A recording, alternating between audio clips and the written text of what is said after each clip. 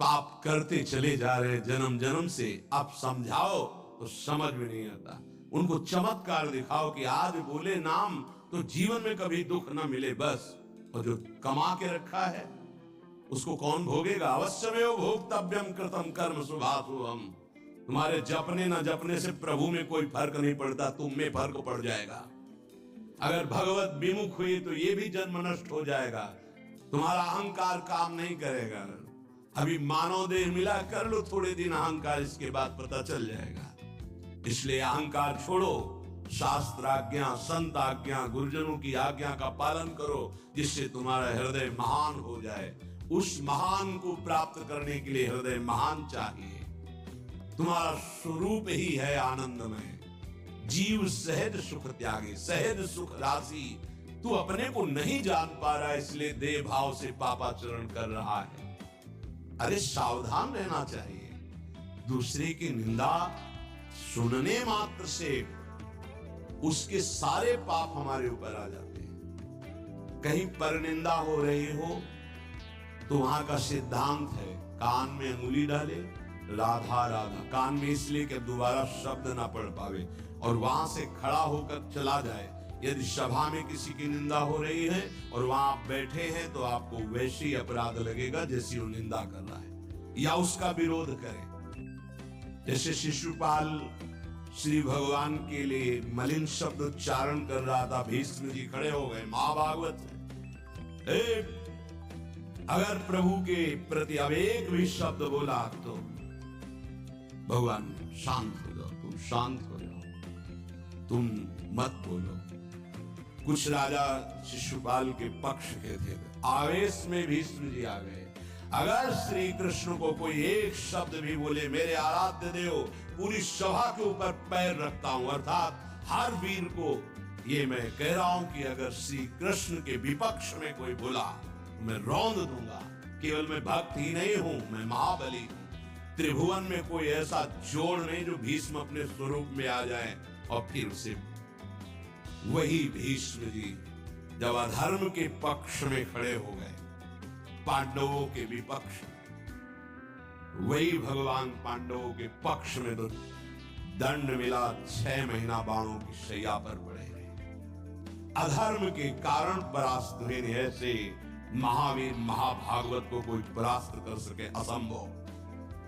परम पावन गंगा जी के गर्भ में रहे, जिन गंगा जी का एक बूंद भी अगर शरीर छूटते समय चला जाए तो परम पद मिलता है, उनके गर्भ में रहे। अगर अधर्म का पक्ष ले लिया गया, अधर्म हो रहा है, सभा में बैठे हैं, तो उसी समय तेज नष्ट हो जाएगा, पुण्य नष्ट हो जाएगा, पाप का भागी बनेगा, जैसे भीष्म जैसे महापुरुष को भी बनना पड़ा। सभा में उधर ही बैठे और वहीं ही महाभागवतों की निंदा और अपमान हो रहा है। खड़े होकर चले जाना चाहिए, जैसे विदुर जी खड़े हुए और छोड़ दिया, आज के बाद तेरा अन्न नहीं पाएंगे। दुर्योधन इस सभा में नहीं आएंगे। जिस सभा में धर्मात्माओं की निंदा हो, सभा का त्याग कर दे, एकांत उसकी झोपड़ी बनाकर रहना पसंद, भिक्षा मांग के खाना पसंद, अधर्मियों का अन्न नहीं, अधर्म सभा का सेवन नहीं। तो भगवान विदुरानी जी के घर गए थे। पर निंदा सुन श्रवण मलिन, बचाना चाहिए श्रवणेंद्रिय को।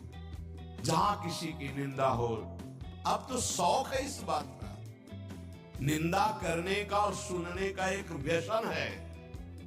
अपने को बड़ा अच्छा साधक मान लेना, दूसरे को हे मानकर उनकी निंदा करना, ये क्या कर रहे हो? अपने जीवन को गर्त में गिरा रहे हो। पर निंदा के कीर्ति आवत नहीं कछु हाथ, मूर्ख पर्वत पाप को ले चल अपने साथ। बचन दोष पर गाए, दूसरों की विषय की चर्चा करने का समय कैसे मिलता है लोगों को? नाम जप करो, अपने विषय में सोचो, तुम्हारा मंगल कैसे होगा, तुम निष्पाप कैसे होगे, तुम्हारे दुखों की निवृत्ति कैसे होगी, तुम अपने कर्तव्य का पालन कैसे करोगे, तुम्हारा धर्म क्या है, इस विषय में सोचो। दूसरों के विषय में बोलने की हमारे पास समय वृत्ति कैसे है? ना तो वृत्ति होनी चाहिए ना समय। पर निंदा सुनकर श्रवणेंद्रिय मलिन हो गई और पर निंदा करके वचन मलिन हो गए और अपने प्रभु से विमुख होकर, हरि से विमुख होकर सब अपवित्र हो गया। शरीर अपवित्र, इंद्रियां अपवित्र, हृदय अपवित्र, स्वभाव अपवित्र। तुलसीदास व्रत दान ज्ञान तप शुद्धि हेतु श्रुति गावे, राम चरण अनुराग नीर बिनु मल अति नाश न पावे। खास बात, शास्त्रों में बहुत वर्णन है।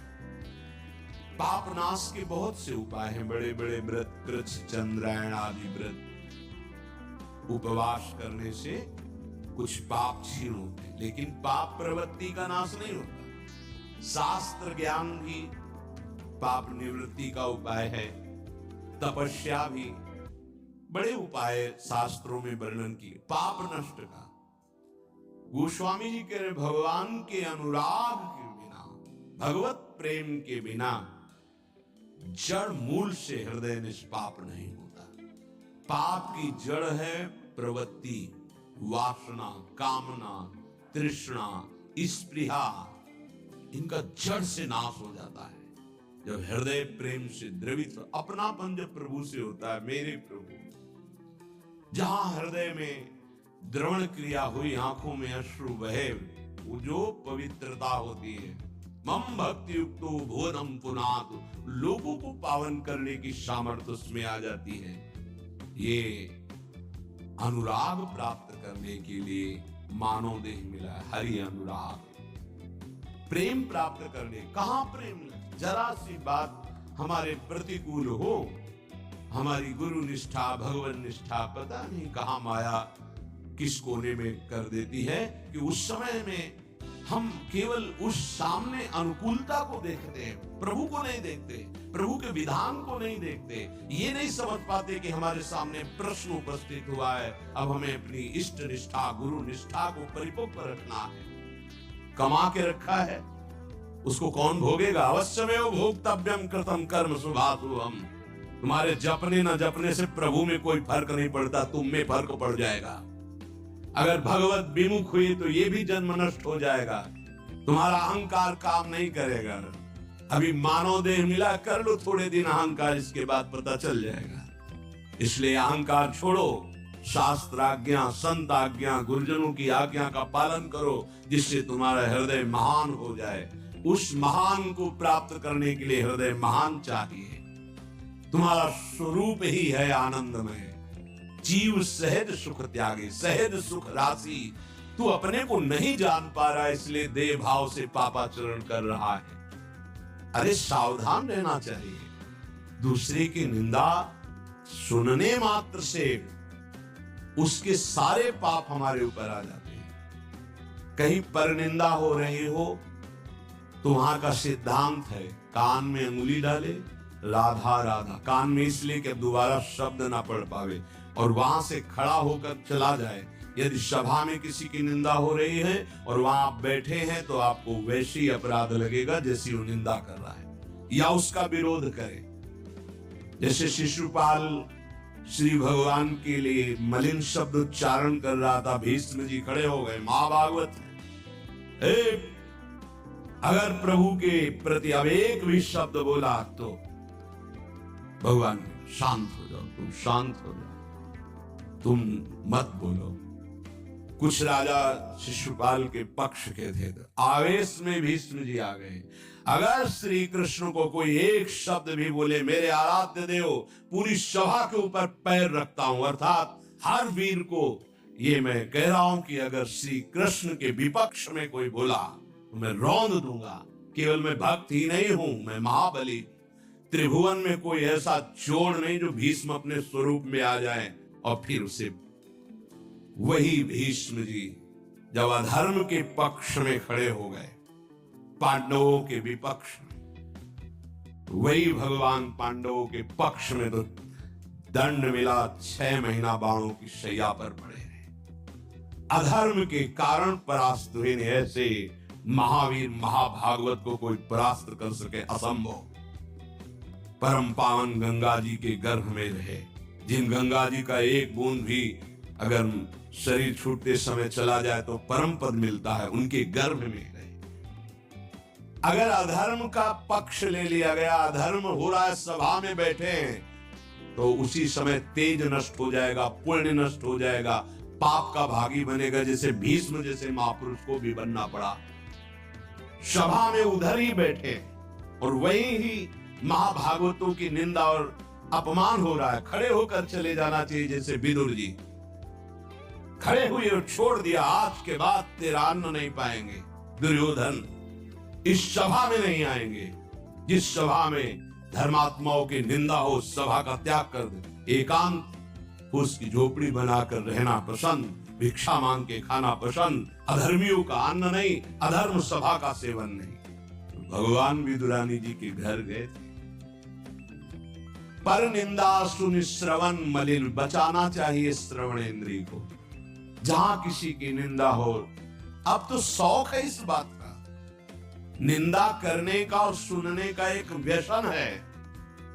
अपने को बड़ा अच्छा साधक मान लेना, दूसरे को हे मानकर उनकी निंदा करना, ये क्या कर रहे हो? अपने जीवन को गर्त में गिरा रहे हो। पर निंदा किए ते आवत नहीं कछु हाथ, मूर्ख पर्वत पाप को ले चल अपने साथ।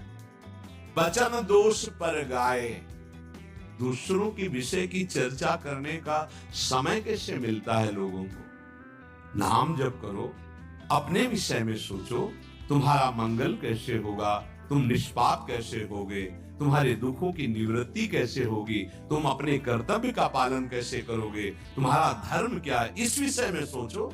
दूसरों के विषय में बोलने की हमारे पास समय वृत्ति कैसे है? ना तो वृत्ति होनी चाहिए ना समय। पर निंदा सुनकर श्रवणेंद्रिय मलिन हो गई और पर निंदा करके वचन मलिन हो गए, और अपने प्रभु से विमुख होकर, हरि से विमुख होकर सब अपवित्र हो गया। शरीर अपवित्र, इंद्रिया अपवित्र, हृदय अपवित्र, स्वभाव अपवित्र।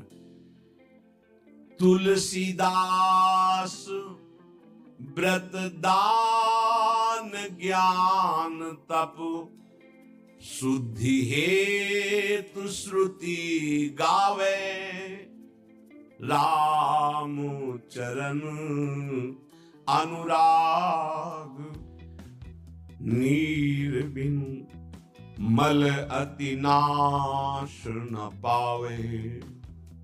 खास बात है, शास्त्र बहुत वर्णन है, पाप नाश के बहुत से उपाय हैं, बड़े बड़े व्रत, कृच्छ चंद्रायण आदि व्रत, उपवास करने से कुछ पाप क्षीण होते, लेकिन पाप प्रवृत्ति का नाश नहीं होता। शास्त्र ज्ञान भी पाप निवृत्ति का उपाय है, तपस्या भी, बड़े उपाय शास्त्रों में वर्णन किए पाप नष्ट का। गोस्वामी जी कह रहे, भगवान के अनुराग के बिना, भगवत प्रेम के बिना जड़ मूल से हृदय निष्पाप नहीं। पाप की जड़ है प्रवृत्ति, वासना, कामना, तृष्णा, स्पृहा, इनका जड़ से नाश हो जाता है जब हृदय प्रेम से द्रवित। अपनापन जब प्रभु से होता है, मेरे प्रभु, जहां हृदय में द्रवण क्रिया हुई, आंखों में अश्रु बहे, वो जो पवित्रता होती है, मम भक्ति युक्तो भुवनम पुनातु, लोगों को पावन करने की सामर्थ्य उसमें आ जाती है। ये अनुराग प्राप्त करने के लिए मानव देह मिला है, हरि अनुराग। प्रेम प्राप्त करने, कहां प्रेम लगे? जरा सी बात हमारे प्रतिकूल हो, हमारी गुरु निष्ठा, भगवान निष्ठा, पता नहीं कहां माया किस कोने में कर देती है कि उस समय में हम केवल उस सामने अनुकूलता को देखते हैं, प्रभु को नहीं देखते, प्रभु के विधान को नहीं देखते। ये नहीं समझ पाते कि हमारे सामने प्रश्न उपस्थित हुआ है, अब हमें अपनी इष्ट निष्ठा, गुरु निष्ठा को परिपक्व रखना है।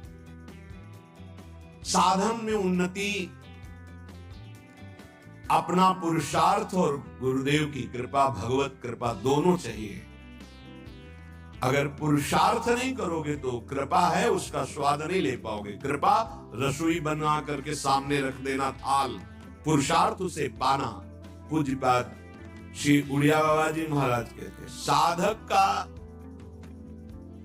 प्रयास और भगवान गुरुदेव की कृपा, ये दोनों सिद्धावस्था की प्राप्ति में अत्यंत आवश्यक हैं। कायर बन के हाथ पे हाथ रख के बैठ जाए कि वो कृपा से सब हो जाएगा, ये कायरता कृपा नहीं सिखाती, ये कायरता है।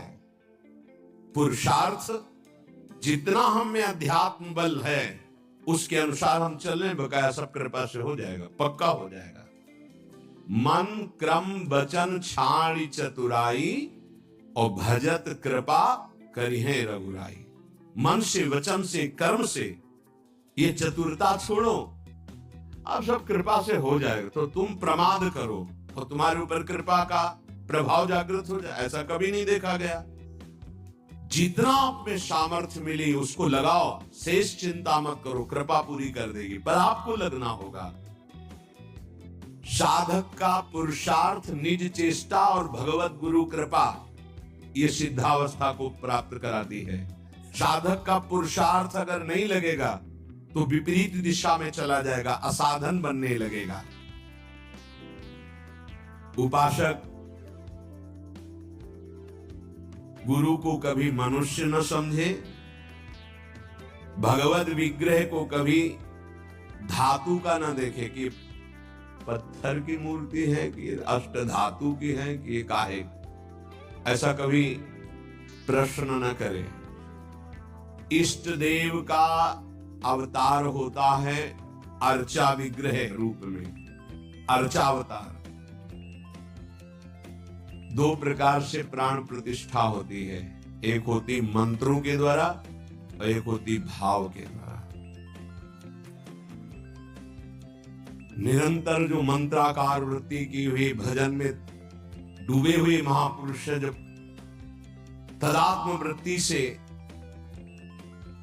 श्री विग्रह की तरफ देख ले, उसी समय हलचल पैदा हो जाएगी, प्राण प्रतिष्ठा हो गई। छाती से लगा लिया, प्राण प्रतिष्ठा हो गई। मंत्रों का एक अनुष्ठान वैदिक सिद्धांत से और एक है भाव सिद्धांत। धन्ना जाट के भांग के बट्टा में कोई प्राण प्रतिष्ठा मंत्र से नहीं हुई, भाव से भगवान प्रकट हो गए। सिलपिल्ले बाई के भाव से भगवान प्रकट। जब हम अपने प्रभु को अपने प्रभु की भावना से, प्यार से देखते हैं तो वही प्रकट हो जाते हैं। जैसे खंभा फोड़कर नरसिंह भगवान प्रकट हो गए प्रहलाद जी के लिए, भाव से देखा। नामदेव जी ने तो कुत्ते से भगवान प्रकट हो गए, भाव से देखा भूत से भगवान प्रकट हो गए। तो फिर श्री विग्रह में भगवान नहीं प्रकट हो जाएंगे जब भक्त भाव से देखेगा। और भाव ना हो तो भगवान में भी भगवान नहीं दिखते। दुर्योधन को कहां दिखते थे? दुर्योधन, दुशासन इनको नहीं दिखते थे, भगवान में भी भगवान नहीं दिखते। गुरु को मनुष्य समझना, भगवत विग्रह को धातु या पाषाण का समझना, गुरु मंत्र को साधारण शब्द समझना, चरणोदक को सामान्य जल मानना, भगवत प्रसाद को भोजन मानना, अन्न मानना, साधु की जाति पर दृष्टि रखना, ये उपासक को सावधानी पूर्वक त्याग कर देना चाहिए। ये उपासना के बड़े विघ्न हैं। यदि ऐसा भाव बना रहेगा तो उपासना सिद्ध नहीं होगी। कभी कभी चूक हो जाती है। प्रसाद में अन्न या फल दृष्टि नहीं रखी जाती, सिर्फ प्रसाद। और वैष्णव पद्धति है, प्रसाद का किनका मुख में अगर डाल लिया जाए तो कोई भी व्रत भंग नहीं होता, चाहे निर्जला ही क्यों न हो। भगवत प्रसाद में ये भाव नहीं रखा जाता कि ये अन्न है या अमुक वस्तु है, नहीं। प्रसाद में यदि भोजन, अन्न वस्तु, आज अन्न है तो कल प्रसाद कैसे हो जाएगा? प्रसाद तो सिर्फ प्रसाद है और उसका किनका डालने से हर व्रत की पूर्णता होती है। चरणामृत, जैसे जो लोग नहीं जानते, वो जब बटता है तो बोले थोड़ा जल हमको भी दे दीजिए। जल नहीं है, चरणामृत है। चरणामृत को जल समझना, प्रभु के सामने जाकर के पूछना, ये मूर्ति काहे की है? पत्थर की है, संगमरमर की है, ये धातु की है, बड़ा अपराध कर रहे हो। ऐसा कभी प्रभु के श्री विग्रह के सामने नहीं। ये संत किस जाति के हैं? ऐसा कभी नहीं। गुरुदेव साक्षात पर ब्रह्म तस्मै श्री गुरुवे, ऐसा भाव का हो पाता है? पर ब्रह्म परमात्मा भाव गुरुदेव पर हो पाना है तो बड़ी मुश्किल की बात है। यहाँ तो साधु भाव ही हो जाए बहुत बड़ी बात है कि ये संत है। पूर्ण मनुष्य बुद्धि बनी रहती है। इसीलिए हमको अपने गुरुदेव में आराध्य देव नहीं दिखाते, नहीं तो गुरुदेव अपने स्वरूप को ही तो दिखाने के लिए विराजमान है। इसमें शिष्य के नेत्र की बात है। गुरुदेव तो कृपाल हुई।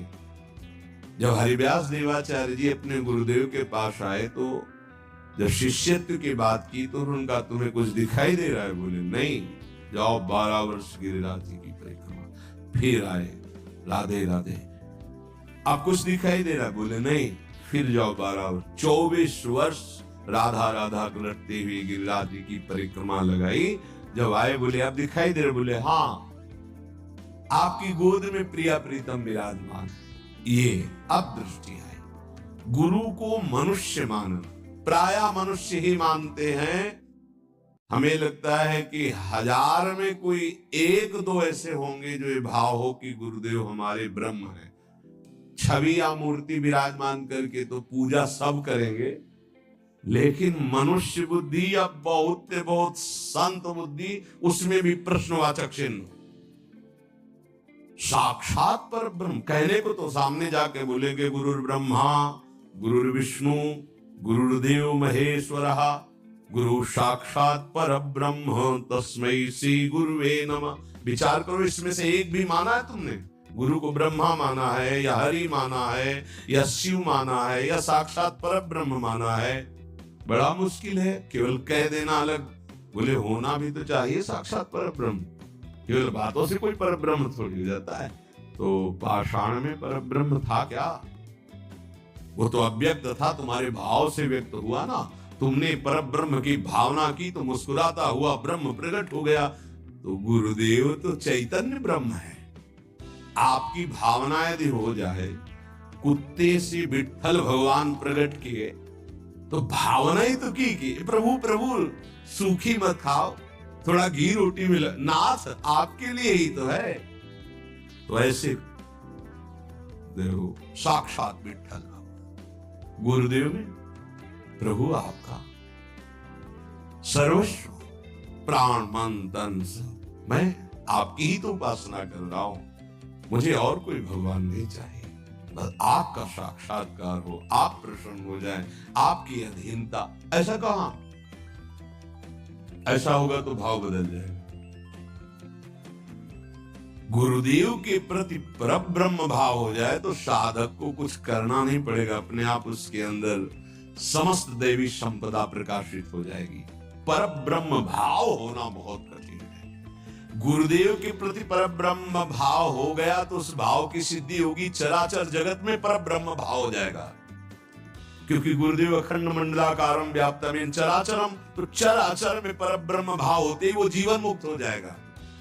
बहुत कठिन बात है। इसलिए उपासक इस भाव को सिद्ध करे। गुरुदेव साक्षात परब्रह्म, भगवद विग्रह साक्षात मेरे इष्ट देव, चरणोदक अहो भाग्य जो हमें चरणामृत पीने को मिल रहा है, कोई जल नहीं, और गुरुदेव का मंत्र, ये कोई शब्द नहीं है।